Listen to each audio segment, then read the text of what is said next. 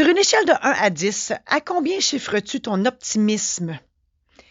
Es-tu du genre à dire « ça marchera jamais » quand on te présente un projet? Ou t'es plus du style à convaincre tes chums en leur disant « Hey, si on ne l'essaye pas, on ne le saura pas ». Aussi, si t'es en couple, est-ce que ta douce moitié est comme toi? Donc, vous êtes tous les deux optimistes, yes? Ou plutôt deux pessimistes, je voudrais pas vivre chez vous? Ou vous vous complétez, un optimiste et un pessimiste. Dans mon couple, c'est exactement ça. Mon chum est un pessimiste professionnel, alors que je suis l'éternelle fervente du verre à moitié plein. Tous les jours, je me dis, hey, une chance que je suis positive au possible avec son attitude de merde, ça s'annule. En fait, je travaille très fort pour l'aider à voir la vie du bon côté et ça marche. Oui, je suis d'avis qu'on peut améliorer son côté positif. Imagine si tout le monde était optimiste, maudit que la vie serait merveilleuse. C'est possible. Comment? Reste à l'écoute. Je réponds à cette question dans quelques minutes. Dans cet épisode, je te raconte l'histoire de Jean qui finit par voir du positif dans le suicide de son colocataire. Merci de passer quelques minutes de ton temps avec moi aujourd'hui. Je suis Marie-Josée Saint-Laurent, créatrice de bonheur et de positif. Ma passion, c'est la création.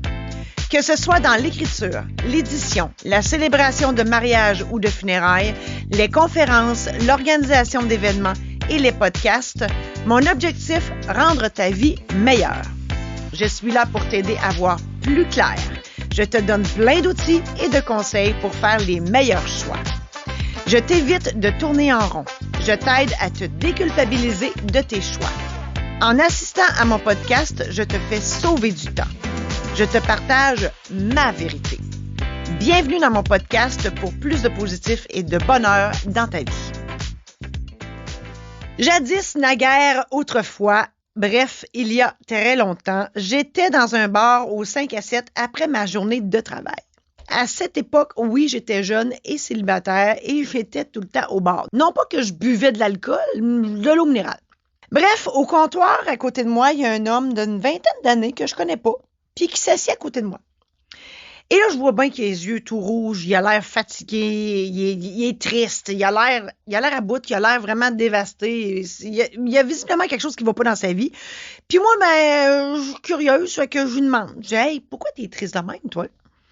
Et là, il me raconte. Mario, son colocataire, il s'est suicidé la veille.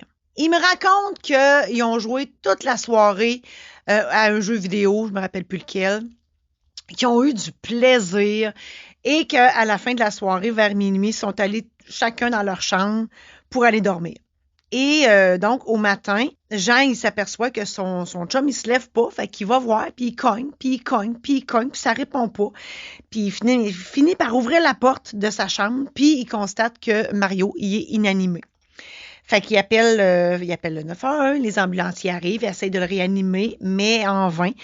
Son ami, il est mort. Et là, il aperçoit toutes les nombreuses bouteilles de médicaments à côté de son lit, sur sa table de chevet. Puis elles sont toutes vides. Et là, il voit bien que c'est un suicide. Et Jean, à partir de ce moment-là, il est révolté.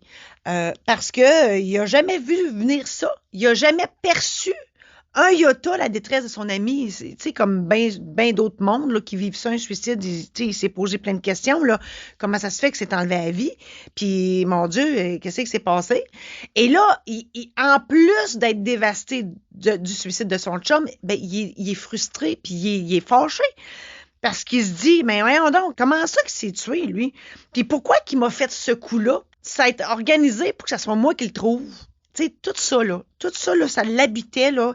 Jean, il était vraiment en colère après Mario. 1, d'être parti. 2, de s'être suicidé. 3, de ne pas avoir vu venir ça. Puis 4, d'avoir fait ça chez eux, puis que ce soit lui qui le trouve.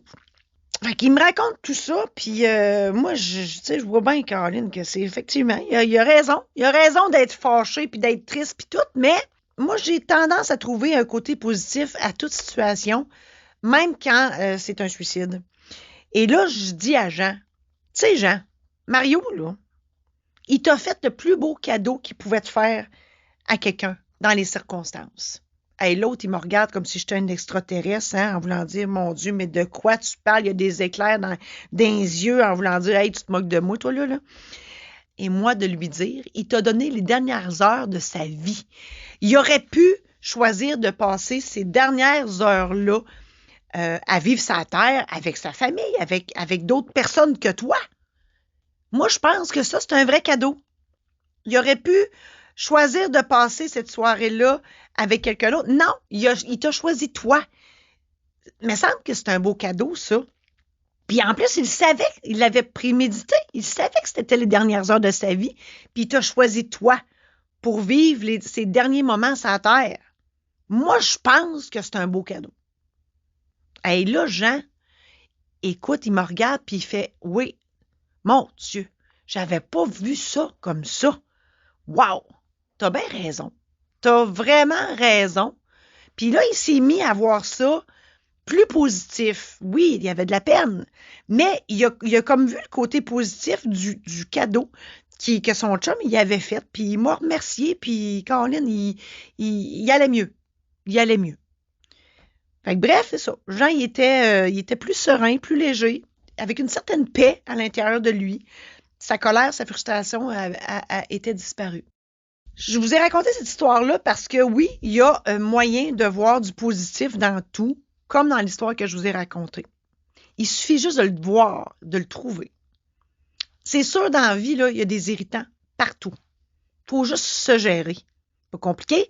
Hein? Vous le connaissez, le yin et le yang, là. Il y a toujours un côté positif, négatif à l'autre. Ben, c'est ça. Il faut juste pas se laisser abattre par le négatif. Il va exister le négatif, là. Mais il faut juste pas voir juste le négatif. Je te donne des trucs.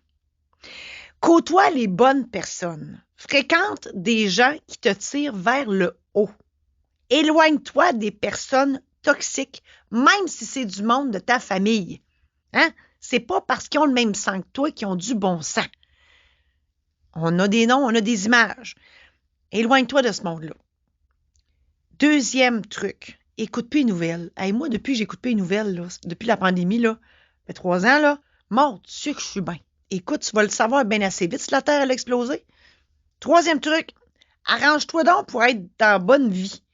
Si tu es en colère à l'année, m'a dire d'un gros mot, si tu es en tabarnak à l'année, c'est parce que tu n'es pas dans la bonne vie. La colère, c'est que tu n'es pas bien. Mais si tu n'es pas bien, c'est parce qu'il y a quelque chose dans ta vie qui ne va pas bien. Fait qu'il faut que tu changes quelque chose, là.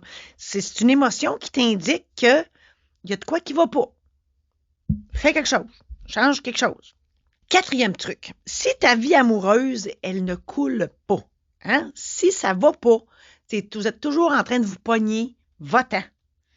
L'équation de l'amour, c'est 1 + 1 = 3. J'ai fait un épisode complet là-dessus. 3, pas parce que je ne sais pas compter, non. 3 parce que si la somme des deux fait juste 2, ça donne rien.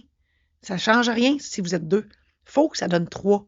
Si ça donne pas plus, ça ne sert à rien d'être avec. 5e exemple. Le négatif, là, faut que tu le vois comme un coup de pied au cul.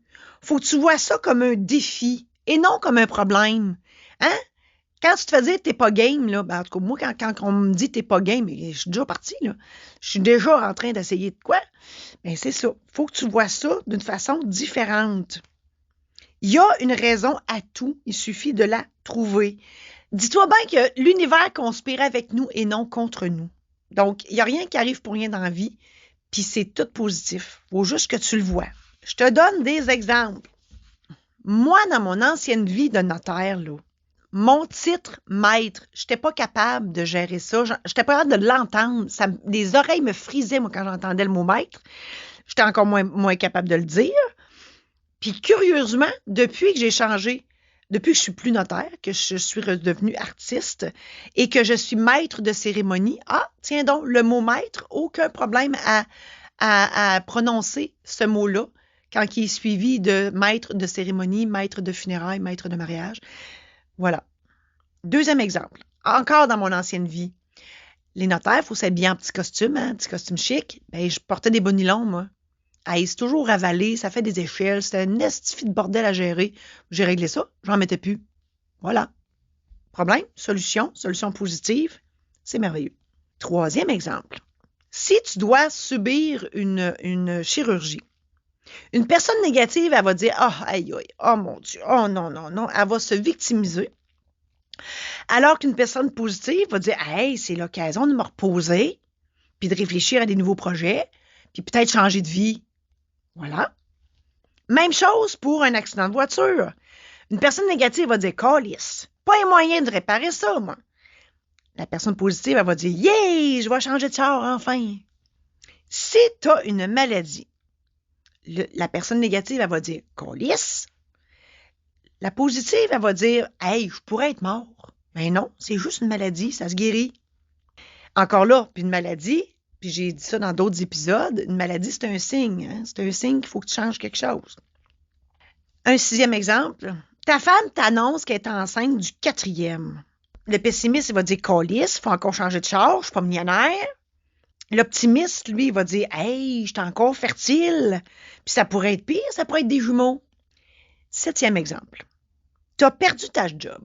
Le pessimiste, il va dire « Calisse, plus d'argent, m'en va sur le BS. » L'optimiste, lui, il va dire « Hey, c'est parce que je vais avoir mieux ailleurs. C'est peut-être l'occasion de partir ma business. » Et voilà. 8e exemple. Ton chum ou ta blonde t'a dompé là. Le pessimiste, il va broyer sa vie. Il va manger de la crème glacée direct dans le pot, boire du vin en quantité industrielle. L'optimiste, lui, va se dire, ben, il y a une meilleure personne ailleurs. Il y a une meilleure personne qui m'attend. Tout simplement. 9e exemple. Ta femme est en ménopause. Elle a chaud, elle est pas endurable, elle sèche de partout. Elle veut te tuer à tous les 2 minutes. Le pessimiste, il va dire, moi, plus capable de l'endurer, plus capable de l'endurer. L'optimiste, lui, se dit, hey, je suis chanceux, j'ai une femme. Exemple numéro 10. Tu viens d'avoir 60 ans. Tu vois plus clair, tu commences à être sourd, tu as mal partout. Le pessimiste, lui, dit, maudite vieillesse. L'optimiste, lui, dit, hey, je pourrais être mort. Je suis encore chanceux d'être en vie. 11e exemple. Ta blonde, elle veut des nouveaux seins. Le pessimiste, il dit, calisse. L'optimiste, lui, il dit, hey, ma blonde ne coûte pas très cher, mais au moins j'en ai une. Bref, l'attitude positive, ça se cultive. Puis il faut arrêter de se traiter d'épais et de niaiseuse, hein? Parce que plus tu te le dis, plus tu vas l'être. Tes pensées, ils reflètent ce que t'es. Fait qu'il faut que tu penses positif. Hein? Tu réalises quelque chose de bien, tu peux te dire, oh mon Dieu, je suis merveilleuse. Tu fais un bon coup, tu te dis, maudit que je suis fort. Voilà. Devant le miroir. Hein? Les filles, je suis bonne, je suis belle, je suis fine, je suis capable. Les gars, je suis musclé, je suis amanché, je suis smart puis je suis game. Un autre truc. Bref, devant le négatif, tu as 3 options. La première, c'est que tu le cultives, le négatif. Tu te demandes comment que les gens font pour sourire et être de bonne humeur avec tout ce qui se passe dans le monde. Tu te demandes pourquoi tout t'arrive à toi. Tu vois la vie en gris tout le temps. Tu vois pas la lumière au bout du tunnel. Ben non, parce que tu le vois même pas le tunnel. Puis, tu te dis, maudit que ma vie, c'est de la merde. Puis, personne ne veut te côtoyer. 2e option. Tu vois bien qu'il y a plein de monde heureux, puis que t'es en vie. Tu voudrais donc être comme ça, toi aussi. Tu te demandes, ben, comment ils font? Tu consultes pour trouver des solutions. Tu veux changer puis devenir une meilleure personne. Si tu y arrives, les gens viennent à toi naturellement parce que tu es une personne positive. Puis une personne positive, ben, c'est attirant. 3e option. Tu transformes ton attitude négative en positive. Tu veux aider les gens à être heureux, eux autres aussi. Tu te dis que si tu distribues aux autres la bonne humeur, ben, les gens vont te côtoyer. Puis plus les gens vont te côtoyer, plus ils vont être heureux. En comprends-tu que c'est l'œuf ou la poule, c'est la spirale, c'est le festival du bonheur. Imagine une vie harmonieuse où tout le monde a le sourire d'en face, où la bonne humeur règne. Fini les babounes, fini le boudage, fini le négatif. Ça serait extraordinaire. En résumé, je t'ai mentionné qu'il existe 2 sortes de personnes, les optimistes et les pessimistes. Il est possible pour les pessimistes d'améliorer leur petit côté givré. Je vous ai raconté l'histoire du colocataire qui a compris qu'il y a du positif, même dans la situation très triste du suicide. Je t'ai dit que le négatif est partout. Faut juste pas se laisser envahir par ça. Faut se gérer. Je t'ai donné plein d'exemples pour voir la vie positive. même si les circonstances semblent défavorables et pas évidentes à première vue. Je t'ai partagé les 3 options qui s'offrent à toi. Tu restes dans le négatif puis tu meurs tout seul. Tu travailles fort pour devenir une personne positive puis tu mènes une bonne vie. Ou tu influences ton entourage positivement, tu communiques aux autres le positif et tu attires de plus en plus de monde à toi et tout ce beau monde nage dans le bonheur.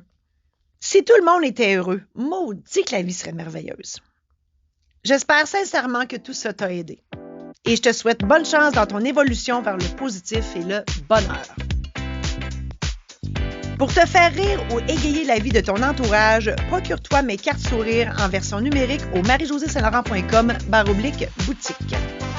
Il te suffit d'installer l'application sur ton téléphone, ton écran de veille d'ordinateur, sur une tablette électronique dans ta salle d'attente, sur une télé dans ton commerce ou dans un cadre numérique dans ton salon. Faire sourire le monde n'aura jamais été aussi facile. T'as aimé cet épisode? Pour ne rien manquer, abonne-toi maintenant. Tu seras avisé lorsqu'un nouvel épisode sera diffusé. Aussi, partage-la à tes amis pour qu'eux aussi puissent en bénéficier.